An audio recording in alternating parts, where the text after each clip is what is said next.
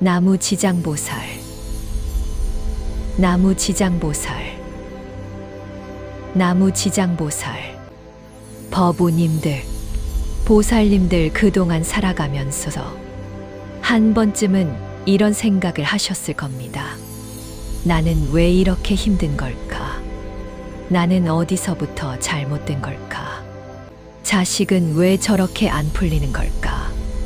이 가정은 왜 이렇게 꼬이기만 하는 걸까? 아무리 열심히 살아도 뭔가 자꾸 막히는 것 같고, 자식 걱정에 밤잠을 못 이루고, 가족 때문에 속이 타들어가는 날이 셀 수 없이 많으셨을 겁니다. 눈을 뜨면 걱정이 먼저 찾아오고, 잠자리에 들면 해결되지 않은 근심이 가슴을 짓누르고, 그렇게 하루하루가 버티는 삶으로 이어져 온 분들이 이 자리에 많이 계실 겁니다. 오늘 이 영상을 함께 하시는 분들께 저는 가장 먼저 이 말씀을 드리고 싶습니다. 당신은 정말 열심히 사셨습니다. 새벽에 눈을 뜨면 가족 밥부터 걱정하고, 잠들지 못한 눈으로 하루를 시작하며 아무도 알아주지 않는 자리에서 아무 말 없이 묵묵히 버텨오셨습니다. 자식을 위해 내 몸 하나 제대로 챙기지 못하고, 가족을 위해 내 꿈 하나 제대로 꿔보지 못하고, 그저 이 가정이 잘 되기만을 바라며 하루하루를 살아오셨을 겁니다. 힘들어도 힘들다 말 한마디 못하고, 울고 싶어도 가족 앞에서는 웃으며, 무너지고 싶어도 또 일어나 가족의 밥을 짓고 가족의 앞길을 위해 두 손을 비볐던 분들이 바로 여기 계십니다. 그런데도 자식은 뜻대로 되지 않고, 가정은 좀처럼 편안하지 않고, 가족 중 누군가는 아프거나 힘든 상황에 놓여 있는 분들이 이 영상을 보고 계실 겁니다. 그럴 때면 이런 생각이 드셨을 겁니다. 내가 뭘 그렇게 잘못한 걸까? 전생에 무슨 죄를 지었기에 이렇게 힘든 걸까? 나는 그냥 복이 없는 사람인가? 아무리 기도해도 하늘은 내 기도를 못 듣는 건가? 이런 생각이 드셨다면 오늘 이 자리에 오신 건 결코 우연이 아닙니다. 부처님께서는 이렇게 말씀하셨습니다. 이 세상에 우연은 없다. 모든 만남에는 반드시 이유가 있고, 모든 인연에는 반드시 뜻이 담겨 있다. 당신이 오늘 이 법문을 만난 것도, 이 자리에 앉아 이 말씀을 듣게 된 것도 분명히 깊은 이유가 있습니다. 당신의 자식운이, 당신의 가족운이, 당신의 삶이 이제 슬슬 바뀌려 하고 있기 때문입니다. 그 신호가 오늘 이 자리로 당신을 이끌어온 것입니다.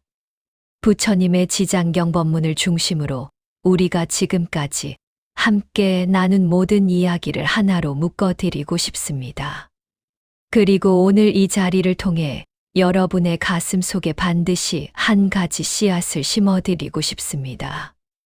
그 씨앗이 여러분의 자식운을 열고 가족운을 열고 이 집안 전체의 복을 불러오는 씨앗이 될 것입니다. 이제 화면이 시작하기 전에 무료로 할 수 있는 구독과 좋아요, 여러분 소중한 마음으로 눌러주시면 부처님 말씀 만드는데 큰 힘이 되고 있습니다. 지장경에서 부처님께서는 또 이런 말씀을 하셨습니다. 현재와 미래의 모든 중생들아, 이 경전의 가르침을 듣고 하루 동안만이라도 선업을 짓고 그 공덕을 사랑하는 이에게 회향하라. 그 공덕은 반드시 그 이에게 미처 업장을 녹이고 복덕을 더하게 될 것이다. 하루 동안만이라도 라고 하셨습니다. 1년을 하지 않아도 됩니다. 한 달을 하지 않아도 됩니다. 딱 하루, 오늘 하루만 선업을 짓고 그 공덕을 자식에게 회향하십시오. 그것만으로도 부처님께서는 반드시 그 공덕이 자식에게 닿는다고 하셨습니다. 얼마나 쉬운 일입니까? 얼마나 가까운 일입니까? 오늘 길을 걷다가 쓰레기 하나를 주는 것, 그 공덕을 자식에게 회향하십시오. 오늘 이웃에게 따뜻한 말 한마디를 건네는 것. 그 공덕을 자식에게 회향하십시오. 오늘 밥을 먹으며 이 밥이 나에게 오기까지 수고한 모든 이들에게 감사하는 마음을 내는 것. 그 공덕을 자식에게 회향하십시오. 이 작은 것들이 자식의 업장을 녹입니다. 이 작은 것들이 가족운을 열어줍니다. 이 작은 것들이 쌓이고 쌓여서 이 집안 전체의 복이 흘러들어옵니다. 부처님께서는 지장경에서 업장을 녹이는 것에 대해 매우 구체적으로 말씀하셨습니다. 업장은 딱딱하게 굳은 얼음과 같다. 선업의 공덕은 따뜻한 햇살과 같다. 햇살이 지속되면 아무리 두껍고 단단한 얼음도 반드시 녹는다. 업장도 마찬가지다. 선업이 지속되면 아무리 두껍고 단단한 업장도 반드시 녹는다. 이 비유가 얼마나 정확한지 생각해 보십시오. 한겨울에 꽁꽁 얼어붙은 강을 생각해 보십시오. 그 얼음이 봄이 되면 어떻게 됩니까? 갑자기 한 번의 강한 햇살에 한꺼번에 녹는 것이 아닙니다. 매일 조금씩 따뜻한 햇살이 쌓이고 쌓여서 어느 날 강물이 흐르기 시작합니다. 처음에는 아주 가는 물줄기로 시작합니다. 그 가는 물줄기가 점점 굵어지고 마침내 강 전체가 유유히 흐르게 됩니다. 자식의 업장도 꼭 이와 같습니다. 여러분이 매일 짓는 작은 선업들이 매일 조금씩 자식의 업장을 녹이고 있습니다. 지금 당장 눈에 보이지 않는다고 해서 녹지 않는 것이 아닙니다. 지금 이 순간에도 조금씩 녹고 있습니다. 그리고 어느 날 임계점이 지나면 한꺼번에 흐르기 시작합니다. 자식의 운이 갑자기 열리기 시작합니다. 막혔던 길이 갑자기 뚫리기 시작합니다. 안 되던 일이 갑자기 되기 시작합니다. 그 날이 반드시 옵니다. 포기하지 않으시면 반드시 옵니다. 지장경에 이런 이야기가 나옵니다.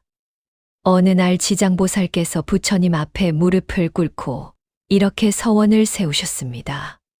지옥이 텅 비지 않으면 저는 결코 부처가 되지 않겠습니다. 중생이 모두 구제되지 않으면 저는 결코 열반에 들지 않겠습니다. 이 서원이 얼마나 놀랍고 감동적인 서원입니까? 지장보살께서는 이미 부처가 될 수 있는 경지에 도달하셨습니다. 그런데도 고통받는 중생이 한 명이라도 남아있는 한 자신은 부처가 되지 않겠다고 하신 것입니다. 고통받는 모든 이들이 구제될 때까지 함께 머물겠다고 하신 것입니다. 이 지장보살의 서원을 생각할 때 저는 한 분이 떠오릅니다. 바로 여러분 자신입니다.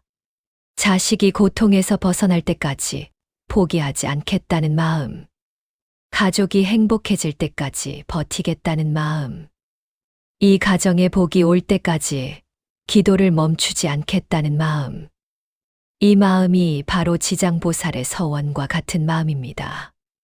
여러분이 자식을 위해 포기하지 않고 버텨온 그 세월이 바로 지장보살의 서원과 같은 마음으로 살아온 세월입니다. 부처님께서는 지장경에서 이렇게 말씀하셨습니다. 자식을 위해 포기하지 않는 부모의 마음은 지장보살의 마음과 다르지 않다. 그 마음을 가진 부모의 기도는 반드시 하늘에 닿는다. 여러분의 마음이 그 마음입니다. 여러분의 기도가 그 기도입니다. 부처님께서는 지장경에서 한 목소리로 이렇게 말씀하셨습니다. 선업을 짓는 자는 반드시 그 복을 받는다. 그 복은 자신에게 그치지 않고 사랑하는 가족에게까지 반드시 미친다.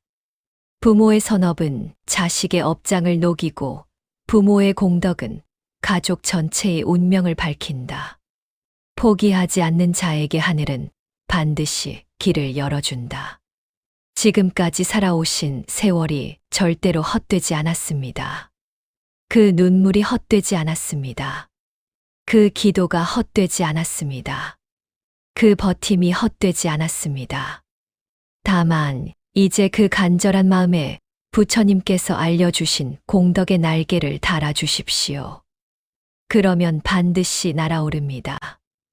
여러분의 자식운이 반드시 열립니다. 여러분의 가정이 반드시 화목해집니다. 여러분의 가족 전체에 복이 반드시 내립니다.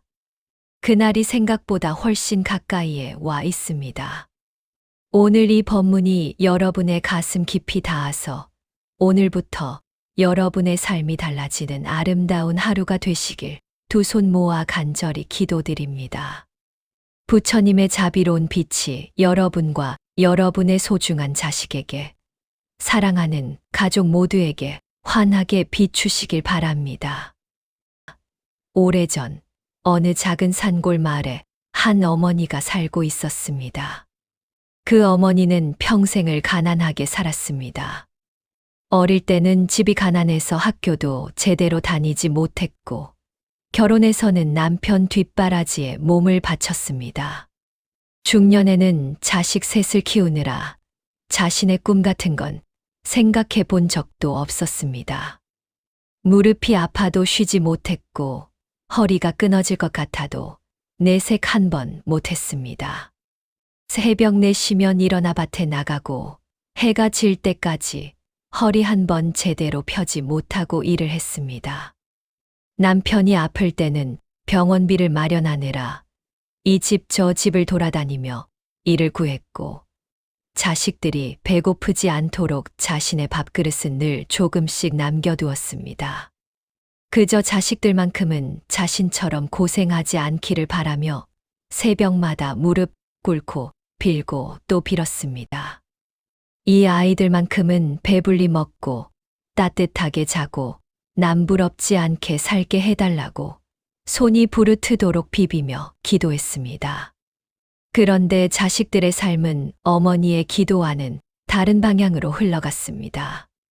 첫째 아들은 사업을 시작했지만 몇 년 만에 전 재산을 잃고 빚더미 위에 앉았습니다. 둘째 딸은 어렵게 결혼했지만 남편과 끊임없이 다투며 결혼 생활이 파경 직전까지 갔습니다. 막내 아들은 젊은 나이에 몸이 약해져 이 병원 저 병원을 전전하며 하루하루를 버티고 있었습니다. 세 자식 모두 저마다 다른 고통 속에서 힘겹게 살아가고 있었고, 어머니는 그것을 지켜보며 가슴이 하루에도 수십 번씩 무너져 내렸습니다. 어머니는 하루에도 수십 번씩 가슴을 쳤습니다. 내가 뭘 잘못했는가? 평생 나쁜 짓 한 번 안 하고 살았는데 자식들이 왜 이렇게 고생을 하는가? 나는 그냥 타고난 팔자가 나쁜 사람인가? 내 자식들도 나처럼 이렇게 힘들게만 살아가야 하는 건가? 어느 가을날 어머니는 오랜만에 산 위에 있는 작은 절을 찾아갔습니다. 부처님 앞에 무릎을 꿇고 앉아 한참을 울다가 마침내 울부짖듯 소리를 냈습니다. 부처님, 저는 평생 남에게 나쁜 짓 한 번 안 하고 살았습니다. 그런데 왜 내 자식들은 이렇게 고생만 하는 겁니까? 제가 무슨 죄를 지었기에 자식들이 이 고생을 하는 겁니까? 제 자식들이 잘 되는 모습을 한 번만, 딱 한 번만 볼 수 있다면 그것으로 충분하겠습니다. 그때였습니다. 법당 한쪽 구석에서 조용히 앉아 계시던 노스님이 천천히 자리에서 일어나 어머니 곁으로 다가와 앉으셨습니다. 스님은 아무 말 없이 잠시 어머니의 울음이 잦아들기를 기다리셨습니다. 그리고 조용하고 따뜻한 목소리로 이렇게 말씀하셨습니다. 어머니, 나쁜 짓을 안 한 것과 좋은 일을 한 것은 서로 다른 이야기입니다. 나쁜 일을 안 한 것은 죄를 짓지 않은 것이고, 좋은 일을 한 것은 복을 쌓은 것입니다. 어머니께서는 평생 복을 얼마나 쌓으셨습니까? 어머니는 그 말에 대답을 못했습니다. 나쁜 짓을 안 했다는 것과 좋은 일을 했다는 것이 다른 말이라는 것을 그 순간 처음으로 깨달았습니다. 스님은 말씀을 이어가셨습니다. 부처님 법문에 이런 말씀이 있습니다. 자식의 운명은 부모의 업과 깊이 연결되어 있습니다. 부모가 선한 씨앗을 부지런히 심으면 자식에게 반드시 꽃이 피고, 부모가 아무것도 심지 않으면 자식의 밭은 메마를 수밖에 없습니다.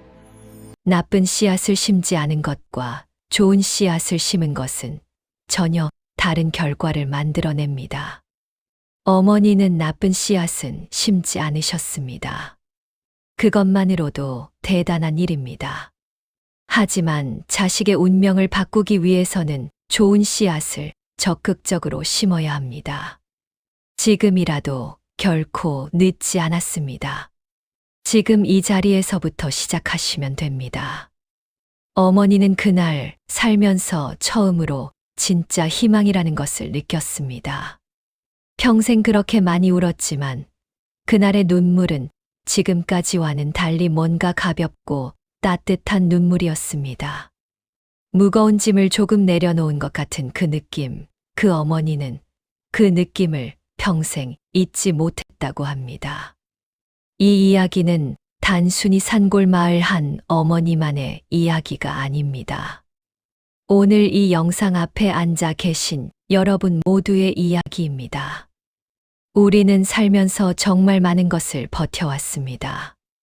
아무도 알아주지 않는 자리에서, 아무도 칭찬해 주지 않는 자리에서, 누가 잘했냐고 물어봐 주는 사람 하나 없는 자리에서, 그저 가족을 위해 이를 악물고 하루하루를 버텨온 분들이 대부분이실 겁니다. 내가 쓰러지면 안 된다. 내가 먼저 무너지면 이 가정이 무너진다. 그런 생각 하나로 버텨온 날들이 얼마나 많으셨습니까? 자식이 잘 되기만 하면 내 힘든 건 아무것도 아니라고 생각하며 버텨오셨을 겁니다. 가족이 행복하기만 하면 내 것은 없어도 된다고 스스로를 달래며 살아오셨을 겁니다. 내 건강은 나중에 챙기면 된다고 미뤄두고, 내 행복은 자식이 잘 된 다음에 누리면 된다고 미뤄두고, 그렇게 미루고 또 미루다 세월이 이렇게 흘러버린 분들이 이 자리에 계십니다. 그 세월이 절대로 헛되지 않았습니다. 그 눈물이 결코 의미 없지 않았습니다. 그 기도가 하늘에 닿지 않은 것이 절대 아닙니다. 다만 우리가 몰랐던 것이 딱 하나 있었습니다. 어떻게 하면 그 간절한 마음이 실제로 자식에게 닿는지, 어떻게 하면 그 눈물과 기도가 자식의 운명을 실제로 바꾸는 힘이 되는지, 그 방법을 몰랐을 뿐입니다. 방법을 몰라서 방황했을 뿐이지, 마음은 언제나 자식을 향해 있었고, 가족을 향해 있었습니다. 부처님께서는 지장경에서 이렇게 말씀하셨습니다. 살아있는 이가 선한 일을 행하고 그 공덕을 가족에게 회향하면 그 복덕은 반드시 연결된 이들에게 미친다. 가족이라는 인연은 하늘 아래 가장 깊은 업의 끈으로 연결되어 있기 때문이다. 자식의 팔자는, 자식의 운명은 가족의 운은 하늘이 처음부터 정해놓은 것이 아닙니다. 그것은 바뀔 수 있습니다. 부모의 공덕으로, 부모의 선업으로, 부모의 따뜻한 마음 씀씀이로 얼마든지 바꿀 수 있습니다. 많은 분들이 업이라는 말을 들으면 막연하게 두렵습니다. 전생에 뭔가 나쁜 짓을 한 것 같고, 내가 죄인인 것 같고, 그래서 지금 이렇게 힘든 것이 다 내 탓인 것 같아 더욱 마음이 무거워지지요. 업이라는 말 자체가 무겁고 어둡게 느껴지시는 분들도 많으실 겁니다. 하지만 부처님께서 말씀하신 업은 그런 무거운 의미만이 아닙니다. 업은 쉽게 말하면 행위입니다. 내가 한 행동, 내가 한 말, 내가 품은 마음, 이 세 가지가 쌓여서 만들어지는 것이 바로 업입니다. 나쁜 행동, 나쁜 말, 나쁜 마음이 쌓이면 나쁜 업이 되고, 좋은 행동, 좋은 말, 좋은 마음이 쌓이면 좋은 업이 됩니다. 그리고 가장 중요한 것은 업은 절대로 고정된 것이 아니라는 것입니다. 부처님께서는 이렇게 말씀하셨습니다. 업은 고정된 것이 아니다. 지금 이 순간 선한 씨앗을 심는 자는 반드시 그 열매를 거두게 된다. 과거의 나쁜 업도 현재의 선업으로 녹일 수 있다. 지금 이 순간이 가장 중요한 순간이다. 이 얼마나 희망적인 말씀입니까? 우리가 과거에 어떤 업을 지었든 지금 이 순간부터 좋은 업을 쌓기 시작하면 반드시 바뀝니다. 자식의 업장도, 가족의 운도, 이 집안 전체의 기운도 바뀌기 시작합니다. 과거는 이미 지나간 것입니다. 과거를 붙들고 자책할 시간에 지금 이 순간 선한 씨앗을 하나 심는 것이 훨씬 더 지혜로운 선택입니다. 부처님께서는 부모운 중경에서 이렇게 말씀하셨습니다. 이 세상에 부모와 자식의 인연보다 더 깊은 인연은 없다. 부모와 자식은 수백 생 수천 생의 어변으로 만난 가장 가까운 영혼들이다. 자식은 우연히 우리 집에 태어난 것이 아닙니다. 수많은 생을 거치며 쌓아온 깊고 깊은 인연으로 이 부모를 찾아 이 가정에 태어난 것입니다. 부모와 자식은 전생에도 가족이었고 또 그 전생에도 가족이었을 수 있습니다. 그만큼 끊어질 수 없는 업의 끈으로 연결된 사이입니다. 그렇기 때문에 부모의 업과 자식의 운명은 때려야 뗄 수 없이 깊이 연결되어 있습니다. 마치 한 나무에서 뻗어나온 가지들처럼 뿌리가 건강해야 가지가 무성해지듯 부모의 업이 맑아지면 자식의 운명도 밝아집니다. 반대로 뿌리가 병들면 아무리 물을 주고 거름을 줘도 가지는 서서히 시들 수밖에 없습니다. 지금 자식이 힘든 삶을 살고 있다면, 자식이 원하는 대로 좀처럼 잘 되지 않는다면, 자식에게 무언가 자꾸 안 좋은 일이 반복된다면, 이것은 자식만의 문제가 아닐 수 있습니다. 부모와 자식이 함께 연결된 업의 문제일 수 있습니다. 그렇다면 어떻게 해야 할까요? 자식에게 더 많은 잔소리를 해야 할까요? 자식에게 더 많은 돈을 대줘야 할까요? 자식 대신 모든 문제를 해결해 줘야 할까요? 많은 부모님들이 이 방법을 먼저 선택합니다. 그리고 그 방법이 통하지 않을 때 더 깊은 절망에 빠집니다. 부처님께서는 전혀 다른 방법을 가르쳐 주셨습니다. 그것은 바로 부모 자신이 먼저 바뀌는 것입니다.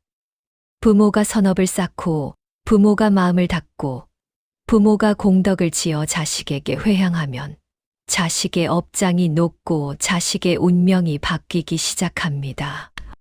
이것이 수천 년 동안 불교에서 전해 내려온 가장 강력하고 가장 아름다운 진리입니다. 가정화목에 대해서도 잠깐 말씀드리겠습니다.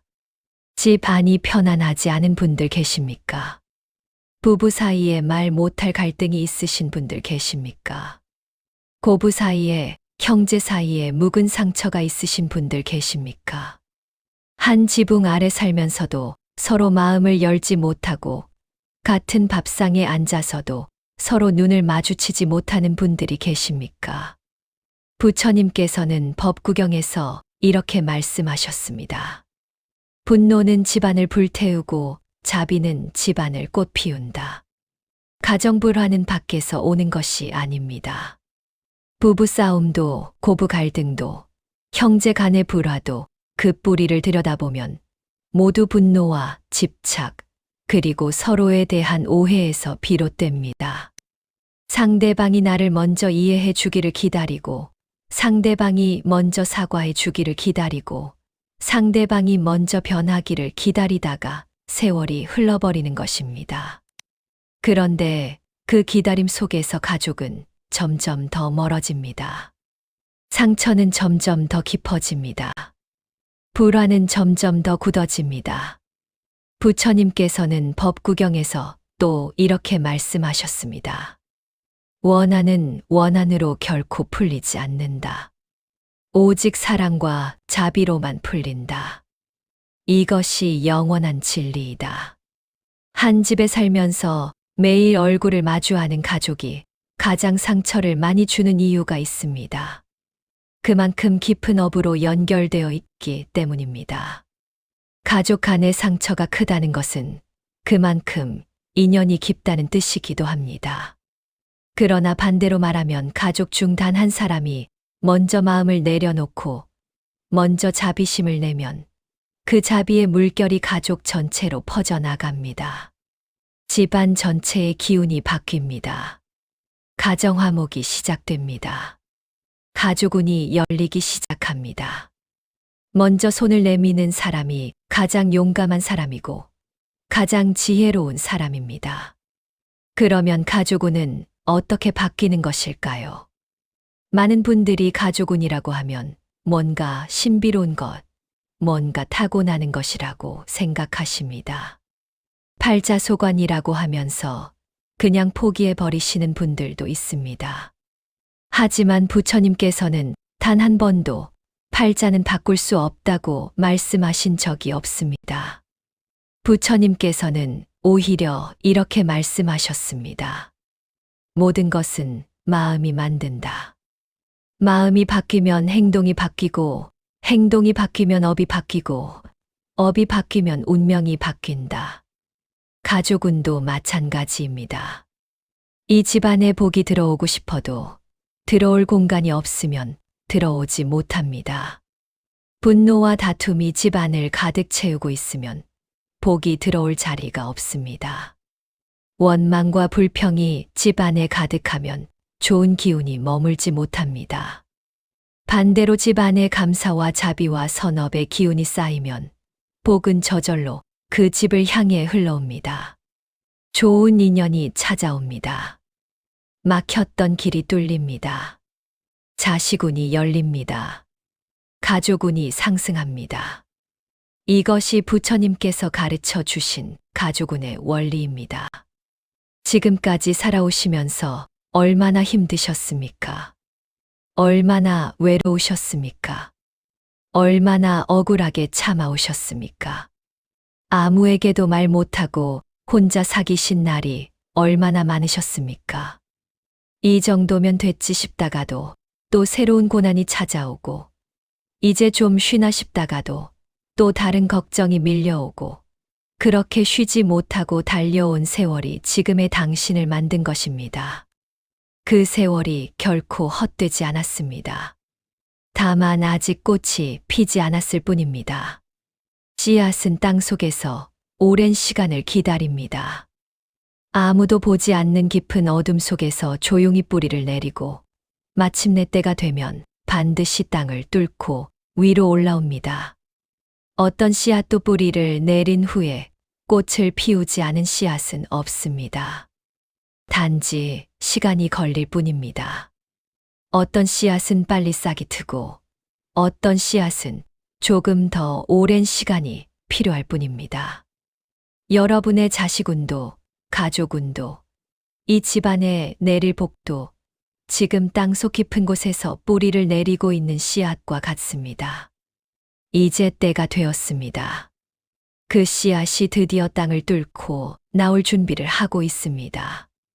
그 시간을 앞당기는 방법이 바로 지금부터 말씀드릴 7가지 공덕입니다. 부처님께서는 지장경에서, 부모운중경에서, 그리고 법구경에서 한 목소리로 이렇게 말씀하셨습니다. 선업을 짓는 자는 반드시 그 복을 받는다. 그 복은 자신에게 그치지 않고 사랑하는 가족에게까지 반드시 미친다. 부모의 선업은 자식의 업장을 녹이고 부모의 공덕은 가족 전체의 운명을 밝힌다. 오늘 이 자리가 여러분 삶의 가장 아름다운 전환점이 되시길 두 손 모아 바랍니다. 이 단계에서는 자식운과 가족운을 실제로 바꿔온 부모들이 실천한 7가지 공덕 가운데 첫 번째 공덕부터 구체적인 이야기와 함께 하나하나 말씀드리겠습니다. 잠시 자리를 편안하게 하시고 함께 해 주십시오. 부처님의 지혜로운 말씀이 여러분의 가슴 깊이 닿아 오늘부터 자식운과 가족운이 반드시 열리시길 진심으로 기도드립니다. 자식의 운명은 하늘이 처음부터 정해놓은 것이 아니다. 부모의 공덕으로, 부모의 선업으로, 부모의 따뜻한 마음 씀씀이로 얼마든지 바꿀 수 있다.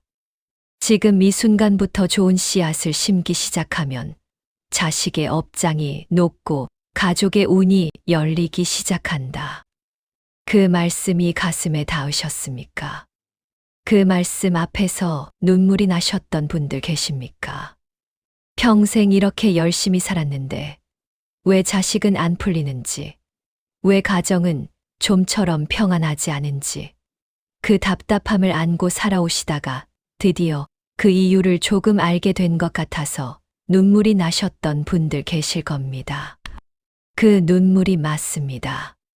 그 눈물은 억울한 눈물이 아닙니다. 이제 알았으니 바꿀 수 있다는 희망의 눈물입니다. 그 눈물을 흘리신 순간 이미 여러분의 자식운과 가족운은 조금씩 열리기 시작했습니다.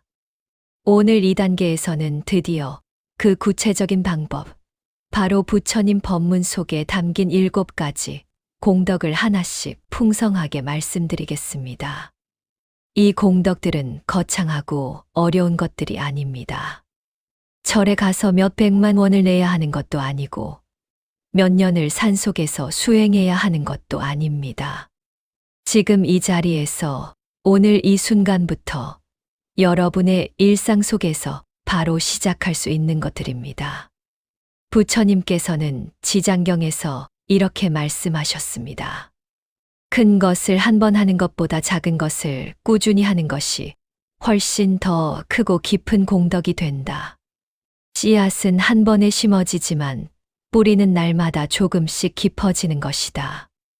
이 말씀을 마음에 새기시고 지금부터 함께 가보겠습니다. 첫 번째 공덕 생명을 살리는 마음을 내십시오. 부처님께서 지장경에서 가장 먼저 말씀하신 공덕은 바로 살생을 멀리하고 생명을 살리는 마음, 즉 방생의 공덕입니다. 방생이라고 하면 많은 분들이 냇가에 가서 물고기를 놓아주거나 새를 날려보내는 것을 떠올리십니다. 물론 그것도 훌륭한 방생입니다.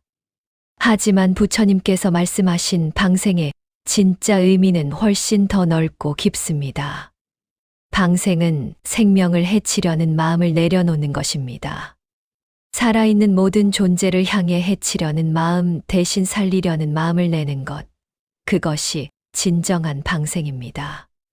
작은 벌레 하나를 보고 살려주려는 마음을 내는 것도 방생이고, 힘든 사람 앞에서 돕고 싶다는 마음을 내는 것도 방생이고, 미운 사람을 향해 그래도 저 사람이 잘 됐으면 좋겠다는 마음을 내는 것도 넓은 의미의 방생입니다. 어느 마을에 50대 초반의 어머니가 한 분 계셨습니다.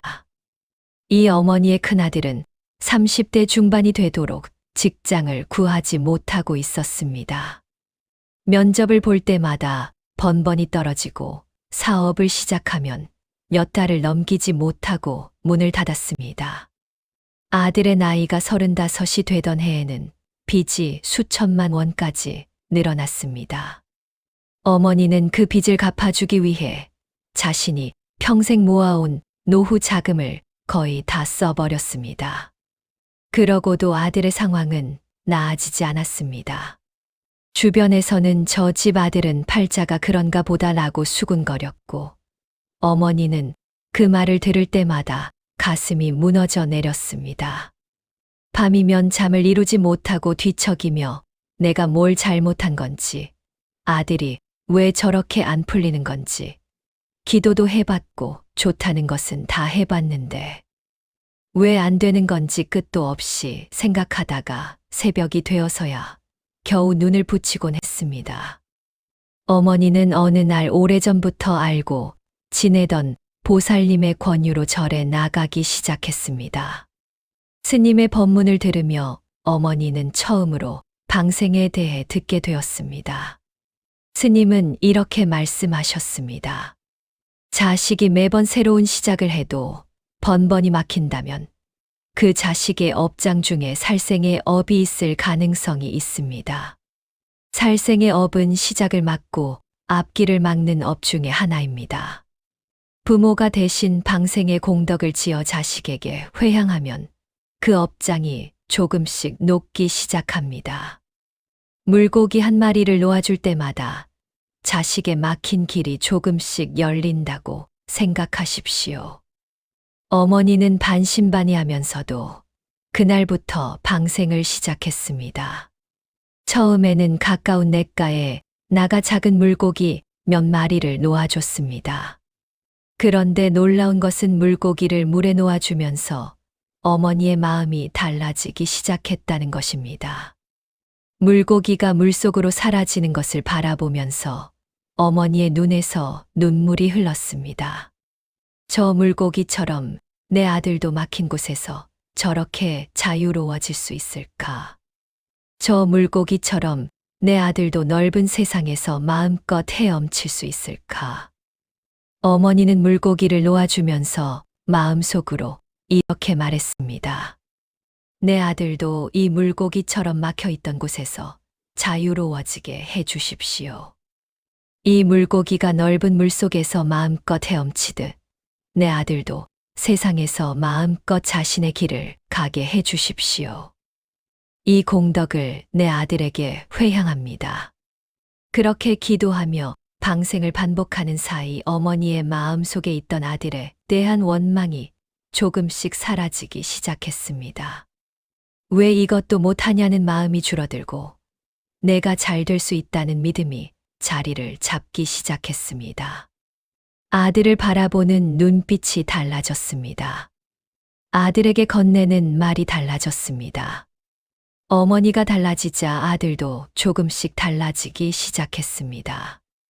6개월이 지났을 무렵 아들은 뜻밖의 경로로 한 작은 회사의 면접을 보게 되었고 그 자리에서 바로 합격 통보를 받았습니다. 아들은 그 회사에서 자신의 재능을 인정받아 1년 만에 팀장이 되었습니다. 지금은 자신의 사업도 새로 시작해서 조금씩 자리를 잡아가고 있습니다. 어머니는 나중에 이렇게 말했습니다. 방생이 아들의 운명을 바꿨는지 아닌지는 제가 확신할 수 없습니다. 하지만 방생을 하면서 제 마음이 바뀌었고 제 마음이 바뀌면서 아들을 대하는 태도가 바뀌었고 그 변화가 아들에게 전해졌다는 것만큼은 분명히 알 수 있었습니다. 방생은 물고기를 살린 것이 아니라 저를 살린 것이었습니다. 바로 이것입니다. 부처님께서 지장경에서 말씀하신 방생의 공덕은 단순히 물고기를 놓아주는 행위가 아닙니다. 생명을 살리는 마음을 내는 것, 그 마음이 부모 자신을 바꾸고 바뀐 부모가 자식의 운명을 바꾸는 것입니다. 오늘 당장 거창한 방생을 하지 않으셔도 됩니다. 지나가다 발에 채이는 개미 한 마리를 피해 걷는 것, 마당에 날아드는 참새에게 쌀 한 줌을 내어주는 것, 가까운 냇가에 나가 작은 물고기 몇 마리를 놓아주는 것, 이것으로 충분합니다. 그리고 그때마다 마음속으로 이렇게 말씀해 주십시오. 이 공덕을 내 자식에게, 내 가족에게 회향합니다. 이 생명이 자유로워지듯 내 자식의 막힌 앞길이 열리게 해 주십시오. 이것이 첫 번째 공덕입니다. 두 번째 공덕 나누는 삶을 사십시오. 부처님께서는 지장경과 부모 운중경 모두에서 보시의 공덕을 강조하셨습니다. 보시란 내가 가진 것을 남에게 나누는 것입니다. 돈이 있어야만 보시할 수 있는 것이 아닙니다. 시간을 나누는 것도 보시이고 따뜻한 말 한마디를 건네는 것도 보시이고 힘든 사람 곁에 조용히 앉아 있어 주는 것도 보시입니다. 부처님께서 잡보장경에서 이렇게 말씀하셨습니다. 보시는 복의 씨앗이다. 내가 심은 씨앗은 반드시 나에게, 그리고 나와 깊은 인연으로 연결된 이들에게 열매로 돌아온다. 한 사람의 나눔이 가족 모두의 복을 불러온다. 내가 베푼 것은 절대로 사라지지 않는다. 반드시 열매가 되어 돌아온다. 경상도 어느 시골 마을에 이른이 가까운 할머니 한 분이 계셨습니다. 할머니에게는 두 아들이 있었는데 두 아들 모두 형편이 넉넉하지 않았습니다. 큰아들은 작은 가게를 운영했지만 장사가 영 시원찮았고 몇 년째 적자를 면치 못하고 있었습니다.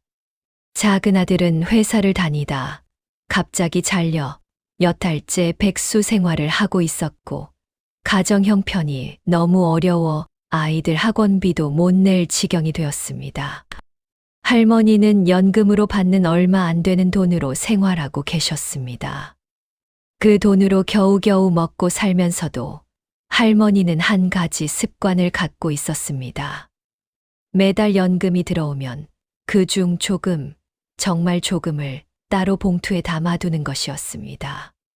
그리고 마을에 혼자 사는 어르신 댁에 가져다 드리거나 절에 공양을 올리거나 지나가다 구걸하는 이를 만나면 그 봉투를 건네는 것이었습니다. 때로는 이웃에 새로 이사 온 젊은 가족이 힘들어 보이면 직접 담근 김치 한 통을 가져다 주기도 했고, 홀로 사는 노인이 아프다는 소식이 들리면 손수죽을 끓여 들고 찾아가기도 했습니다. 주변에서는 할머니를 보며 이렇게 말했습니다.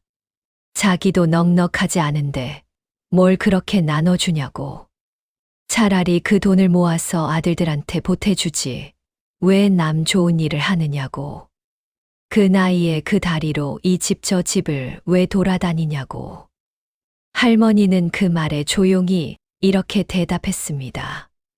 나는 아들들한테 돈을 줄 수 없어도 아들들한테 복을 물려줄 수 있어. 내가 나누면 그 복이 내 아들들한테 가. 부처님이 그렇게 말씀하셨어. 내가 베푼 것은 내 아들들이 받는 거야. 그로부터 2년이 지났습니다. 큰아들의 가게는 갑자기 손님이 늘기 시작해 지금은 직원을 2명이나 두게 되었습니다. 작은 아들은 전혀 생각지도 못한 분야에서 새 일자리를 구해 지금은 이전보다 훨씬 안정적인 생활을 하고 있습니다. 작은 아들의 큰아이는 장학금을 받아 대학에 들어갔고 두 가정 모두 조금씩 숨통이 트이기 시작했습니다. 할머니는 지금도 변함없이 매달 연금의 일부를 봉투에 담아 나눠드립니다. 아들들이 이제 넉넉해졌으니 그만해도 된다고 해도 할머니는 이렇게 말씀하십니다. 복은 쓰는 것이 아니라 계속 심어야 하는 것이야. 씨앗 심기를 멈추면 열매도 멈추는 법이야. 내가 죽는 날까지 심을 거야. 그래야 내 자식들이 내가 죽은 뒤에도 복을 받을 수 있어. 이 할머니의 이야기가 우리에게 주는 교훈이 있습니다. 보시는 내가 넉넉할 때 하는 것이 아닙니다. 지금 내가 가진 것의 일부를 나눌 때 시작됩니다. 돈이 없으면 시간을 나누면 됩니다. 시간도 없으면 따뜻한 말 한마디를 나누면 됩니다. 따뜻한 말도 어렵다면 그저 진심 어린 미소 하나를 나누면 됩니다. 부처님께서는 재물이 없어도 할 수 있는 7가지 보시가 있다고 말씀하셨습니다. 얼굴에 미소를 머금는 것, 따뜻한 눈빛으로 상대를 바라보는 것, 친절한 말 한마디를 건네는 것, 몸으로 직접 돕는 것, 자리를 양보하는 것, 마음으로 상대의 기쁨을 함께 기뻐하는 것, 그리고 내 마음 속에 선한 생각을 품는 것. 이 7가지 보시는 재물이 전혀 없어도 누구나 오늘 당장 시작할 수 있습니다. 부처님께서는 부모 운중경에서 이렇게 말씀하셨습니다. 자식에게 재물을 남겨주는 것은 한 세대의 풍요를 주는 것이지만 자식에게 선업의 씨앗을 남겨주는 것은 영원한 풍요를 주는 것이다. 부모의 보시는 자식에게 가장 깊고 가장 오래가는 유산이 된다. 오늘 여러분이 나누는 것이 단순한 나눔이 아닙니다. 그것은 자식에게 물려주는 가장 귀한 유산입니다. 자식의 업장을 녹이는 가장 강력한 공덕입니다. 오늘 집을 나서실 때 지갑에 작은 돈을 챙겨 두십시오. 그리고 어려운 일을 만나면 그 돈을 건네십시오. 그 순간 마음속으로 이렇게 말씀해 주십시오. 이 보시의 공덕을 내 자식에게, 내 가족에게 회향합니다. 이것이 두 번째 공덕입니다. 세 번째 공덕 말의 씨앗을 바꾸십시오. 부처님께서는 법구경에서 말에 대해 아주 강하게 말씀하셨습니다. 말은 생각보다 훨씬 강한 힘을 가지고 있습니다. 좋은 말은 좋은 씨앗이 되고 나쁜 말은 나쁜 씨앗이 됩니다. 그리고 그 씨앗은 반드시 현실로 나타납니다. 이것이 부처님께서 평생 강조하신 말의 구업의 원리입니다. 부처님께서 법구경에서 이렇게 말씀하셨습니다. 말은 도끼와 같다. 나쁜 말을 내뱉는 자는 그 도끼로 자기 자신을 찍는 것이다. 반대로 따뜻하고 진실된 말을 내뱉는 자는 그 말이 씨앗이 되어 반드시 복으로 돌아온다. 꽃향기는 바람을 거슬러 퍼지지 못하지만 선한 말의 향기는 어느 방향으로도 퍼져나간다. 많은 부모님들이 자식을 사랑하면서도 자식에게 이런 말을 자주 하십니다. 너는 왜 그 모양이냐? 언제까지 이럴 거냐? 너는 도대체 뭐가 되려고 그러냐? 우리 집은 왜 이 모양이냐? 팔자가 이렇게 타고났으니 어쩔 수 없다. 저 집 자식은 저렇게 잘 되는데 너는 왜 그러냐? 나는 너 때문에 못 살겠다. 이 말들이 얼마나 무서운 말인지 아십니까? 이 말들은 자식의 마음에 깊이 새겨집니다. 부모의 말은 그 어떤 사람의 말보다 자식에게 깊이 새겨집니다. 왜냐하면 부모와 자식은 업으로 연결된 가장 가까운 사이이기 때문입니다. 선생님의 말보다 부모의 말이 훨씬 깊이 새겨지고 친구의 말보다 부모의 말이 훨씬 오래 남습니다. 부모의 말 한마디는 자식의 무의식 깊은 곳에 씨앗처럼 심어집니다. 너는 왜 그 모양이냐라는 말을 반복해서 들은 자식은 나는 그 모양인 사람이다 라는 씨앗이 마음속에 심어집니다. 우리 집은 왜 이 모양이냐라는 말을 반복해서 들은 자식은 우리 집은 이 모양인 집이다 라는 씨앗이 마음속에 심어집니다. 팔자가 나쁘다는 말을 반복해서 들은 자식은 내 팔자는 나쁜 것이다 라는 씨앗이 마음속에 심어집니다. 이 씨앗들이 자라면 어떻게 될까요?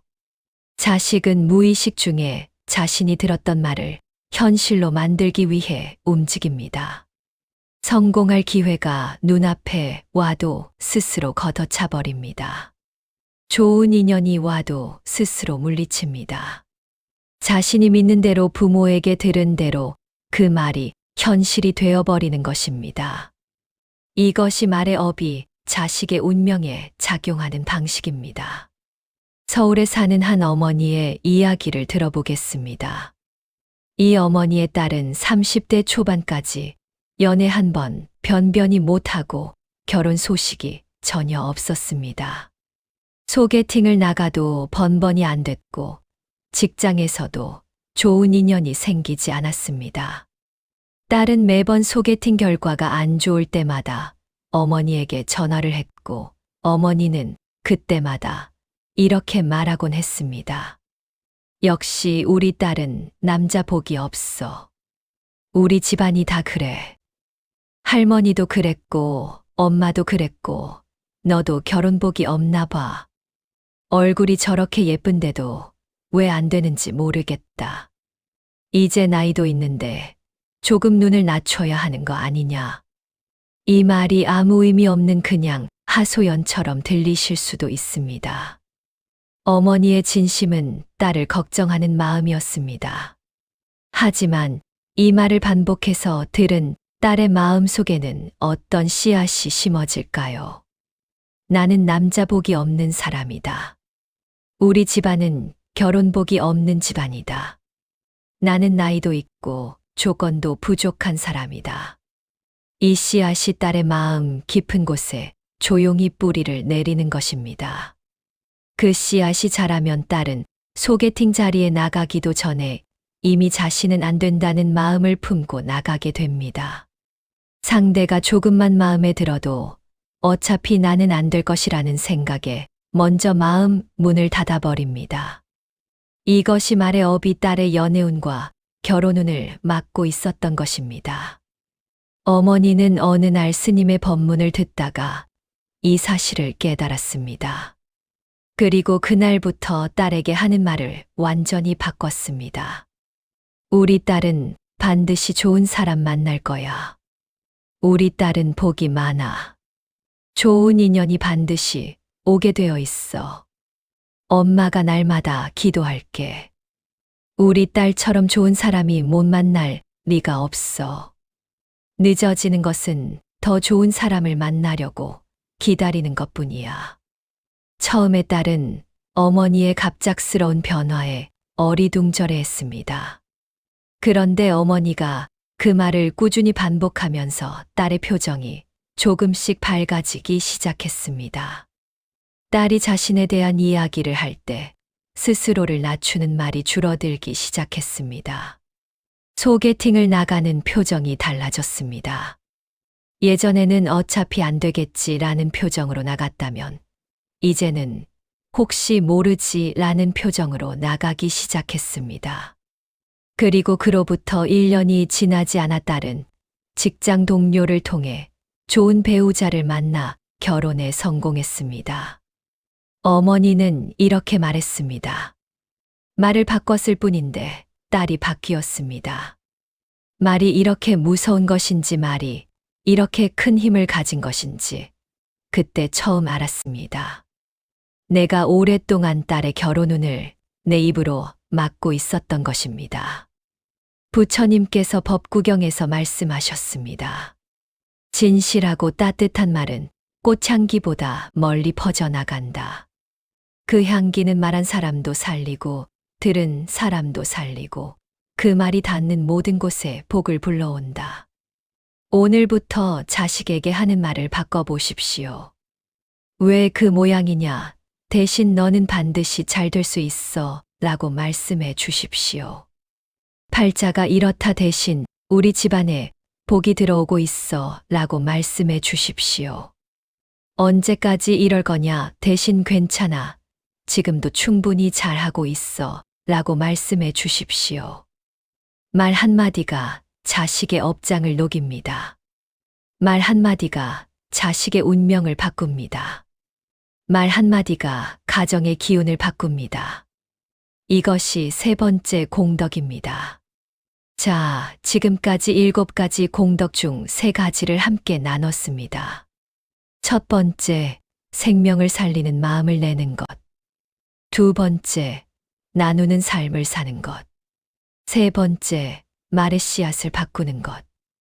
이 3가지 공덕은 서로 따로 떨어진 것이 아닙니다. 이 3가지는 하나의 뿌리에서 나온 가지들입니다. 그 뿌리는 바로 마음입니다. 마음이 바뀌면 행동이 바뀌고 행동이 바뀌면 말이 바뀌고 말이 바뀌면 자식의 운명이 바뀌기 시작합니다. 부처님께서는 지장경에서 부모운중경에서 그리고 법구경에서 한 목소리로 이렇게 말씀하셨습니다. 부모의 선업은 자식의 업장을 녹이는 가장 강력한 힘이다. 부모가 공덕을 짓고 자식에게 회향하면 그 공덕은 반드시 자식에게 닿는다. 가족이라는 어변은 하늘 아래 어떤 인연보다 깊기 때문이다. 이 말씀을 가슴에 새기시고 오늘부터 딱 하나씩만 시작해 보십시오. 오늘은 작은 생명 하나를 살리는 마음을 내보십시오. 내일은 작은 것 하나를 나눠보십시오. 모레는 자식에게 따뜻한 말 한마디를 건네보십시오. 그 작은 시작이 쌓이고 쌓여서 반드시 자식운이 열리고 가족운이 열리는 날이 옵니다. 그 날은 생각보다 훨씬 가까이에 와 있습니다. 이번에는 4가지 공덕, 그 중에서도 가정화목을 직접적으로 바꾸는 공덕들과 가족 전체의 운명을 한꺼번에 열어주시는 가장 강력한 마지막 은덕에 대해 부처님 지혜로운 말씀 드리겠습니다. 부처님의 지혜로운 법문이 오늘도 여러분의 가슴 깊이 닿아 지금 이 순간부터 자식운과 가족운이 반드시 열리시길 두 손 모아 기도드립니다. 우리는 자식의 운명이 부모의 공덕으로 바뀐다는 부처님의 가르침을 만났으므로 생명을 살리는 방생의 공덕, 나누는 삶의 보시 공덕, 그리고 말의 씨앗을 바꾸는 구업의 공덕을 함께 나눴습니다. 오늘 이 자리까지 함께해 주신 여러분께 먼저 감사드립니다. 끝까지 함께해 주신다는 것은 그만큼 자식을 향한 마음이 깊다는 뜻입니다. 가족을 향한 사랑이 그만큼 크다는 뜻입니다. 포기하지 않겠다는 의지가 그만큼 강하다는 뜻입니다. 그 마음 자체가 이미 공덕입니다. 그 마음 자체가 이미 자식운을 여는 씨앗이 되고 있습니다. 부처님께서는 부모 운중경에서 이렇게 말씀하셨습니다. 자식을 향한 부모의 마음이 선한 방향으로 향하는 순간 그 마음은 이미 공덕이 된다. 행동이 따라오면 그 공덕은 더욱 깊어지고 꾸준함이 더해지면 그 공덕은 반드시 열매를 맺는다. 오늘 3단계에서는 7가지 공덕 중 나머지 4가지, 4번째부터 7번째까지의 공덕을 함께 나누겠습니다.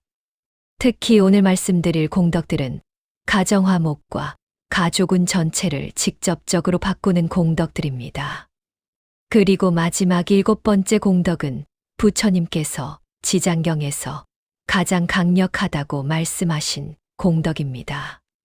끝까지 함께해 주십시오. 4번째 공덕 분노를 내려놓고 자비를 여십시오. 부처님께서는 법구경에서 가정화목에 대해 매우 직접적으로 말씀하셨습니다. 분노는 집안을 불태운다. 자비는 집안을 꽃피운다. 이 말씀이 얼마나 깊은 말씀인지 오늘 이 말씀을 제대로 풀어드리고 싶습니다. 가정불화로 힘드신 분들 계십니까? 부부 사이에 말 못할 갈등이 쌓인 분들 계십니까? 남편과 한 지붕 아래 살지만 서로 마음을 열지 못하고 수십 년을 견뎌온 분들 계십니까? 고부 사이에 해묵은 상처가 있는 분들 계십니까? 형제 사이에 돈 문제, 부모 부양 문제로 금이 간 분들 계십니까? 그 상처가 얼마나 깊은지 이 자리에서 다 말씀드리기는 어렵습니다. 하지만 한 가지만큼은 분명히 말씀드릴 수 있습니다. 그 상처의 뿌리에는 반드시 분노가 있다는 것입니다. 분노는 처음에는 작습니다. 별거 아닌 것처럼 시작됩니다. 남편이 한 무심한 말 한마디, 시어머니의 무심한 행동 하나, 형제가 당연하게 여겼던 내 희생 하나. 그것이 쌓이고 쌓여서 나중에는 저 사람의 숨소리만 들어도 화가 나는 지경이 됩니다. 밥상을 같이 받아도 말 한마디 없이 앉아있고 같은 집에 살아도 서로 남보다 못한 사이가 되어버립니다. 부처님께서는 이 분노의 무서움에 대해 법구경에서 이렇게 말씀하셨습니다. 한순간의 분노는 1000가지 공덕을 태운다.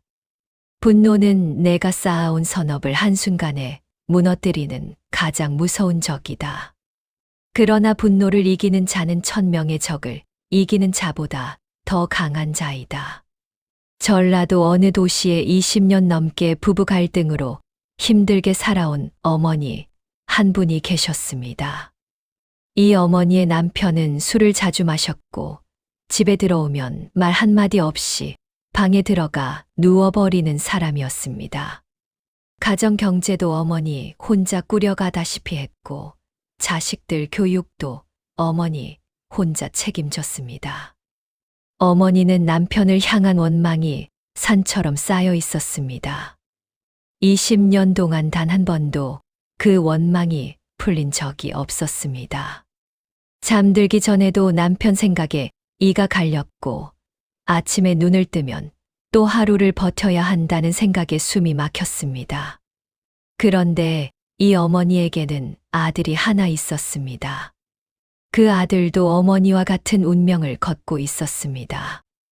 결혼을 했는데 아내와의 갈등이 심해서 결혼한 지 3년 만에 이혼 직전까지 갔습니다. 아들과 며느리가 싸우는 소리를 들을 때마다 어머니는 내 아들이 왜 저렇게 사는 걸까 가슴이 찢어졌습니다. 어머니는 절에 나가 스님께 이 고민을 털어놓았습니다. 스님은 한참을 듣고 나서 조용히 물으셨습니다. 어머니, 아드님 부부가 싸우는 모습이 어머니와 아버님이 싸우던 모습과 혹시 닮아있지는 않으십니까? 어머니는 그 말에 아무 대답도 할 수 없었습니다. 아들이 아내에게 하는 말이 자신의 남편이 자신에게 했던 말과 너무 닮아 있었기 때문입니다. 아들이 아내에게 등을 돌리는 모습이 자신의 남편이 자신에게 등을 돌리던 모습과 너무 닮아 있었기 때문입니다. 스님은 말씀을 이어가셨습니다.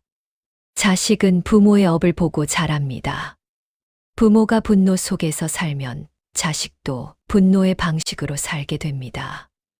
부모가 원망 속에서 살면 자식도 원망의 방식으로 관계를 맺게 됩니다.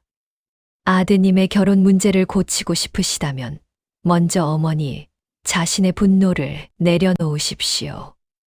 어머니가 남편을 향한 원망을 내려놓는 순간 아드님의 결혼 생활도 조금씩 달라지기 시작할 것입니다.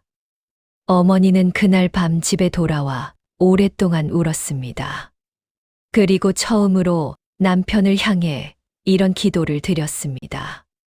저 사람도 나름대로 힘든 삶을 살아왔겠구나. 저 사람도 나름의 방식으로 이 가정을 버텨온 것이겠구나. 부처님, 제 남편을 용서합니다. 그리고 저 자신도 용서합니다. 그 기도를 시작하면서 어머니의 얼굴이 조금씩 달라지기 시작했습니다. 아들 부부에게 전화를 할 때 목소리가 달라졌습니다. 며느리를 대하는 태도가 달라졌습니다. 집안의 기운이 달라지기 시작했습니다. 그로부터 6개월 후 아들 부부는 이혼을 철회했고 지금은 아이도 낳고 조금씩 안정을 찾아가고 있습니다. 어머니는 이렇게 말했습니다. 내가 분노를 내려놓으니 아들이 살았습니다. 내 마음이 바뀌니 내 가정이 바뀌었습니다. 분노를 내려놓는 것은 상대방을 위한 것이 아닙니다. 나 자신을 위한 것이고 내 자식을 위한 것이고 내 가정을 위한 것입니다.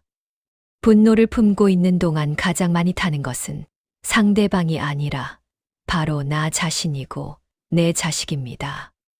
오늘 밤 잠자리에 드시기 전에 딱 한 사람을 떠올려 보십시오. 가장 미운 사람, 가장 원망스러운 사람을 떠올리십시오. 그리고 마음속으로 이렇게 말씀해 보십시오. 나는 저 사람을 용서합니다. 그리고 나 자신도 용서합니다. 이 용서의 공덕을 내 자식에게, 내 가족에게 회향합니다. 이것이 네 번째 공덕입니다. 다섯 번째 공덕, 부모님을 공경하십시오. 부처님께서는 부모 운중경에서 세상에서 가장 높은 복받이 바로 부모님이라고 말씀하셨습니다. 부모를 공경하는 자는 하늘의 복을 받고 부모를 소홀히 하는 자는 스스로 복의 뿌리를 끊는 것이다. 세상에 부모보다 더 높은 복밭은 없다. 복밭이란 씨앗을 심으면 가장 잘 자라는 밭을 말합니다. 부처님께서는 부모가 바로 그 복밭이라고 말씀하셨습니다. 부모를 공경하고 효도하는 것이 세상에서 복을 가장 빠르게 쌓는 방법이라고 하셨습니다.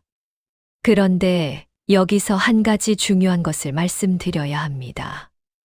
많은 분들이 내 자식의 운명을 바꾸고 싶어서 이 영상을 보고 계시지만 정작 내 자신이 부모님께 어떻게 하고 있는지는 돌아보지 않는 경우가 많습니다. 자식이 나한테 효도해 주기를 바라면서 정작 나는 내 부모님께 어떻게 하고 있습니까? 자식이 나를 공경해 주기를 바라면서 정작 나는 내 부모님을 얼마나 공경하고 있습니까? 자식이 내 말을 들어주기를 바라면서 정작 나는 내 부모님의 말씀을 얼마나 귀 기울여 듣고 있습니까? 인과는 이렇게 작동합니다. 내가 부모님께 한 것이 내 자식이 나에게 하는 것으로 돌아옵니다. 내가 부모님을 대하는 방식을 내 자식이 보고 배워서 나를 그렇게 대합니다. 이것이 부모 운중경이 말씀하시는 효도의 업보입니다. 충청도에 사는 60대의 어머니 한 분의 이야기입니다. 이 어머니에게는 80대의 친정어머니가 계셨습니다. 친정어머니는 치매가 조금씩 오기 시작해서 같은 말을 반복하고 갑자기 이상한 행동을 하는 경우가 늘어났습니다. 어머니는 일주일에 한두 번씩 친정어머니를 찾아갔지만 솔직히 말하면 귀찮은 마음이 없지 않았습니다.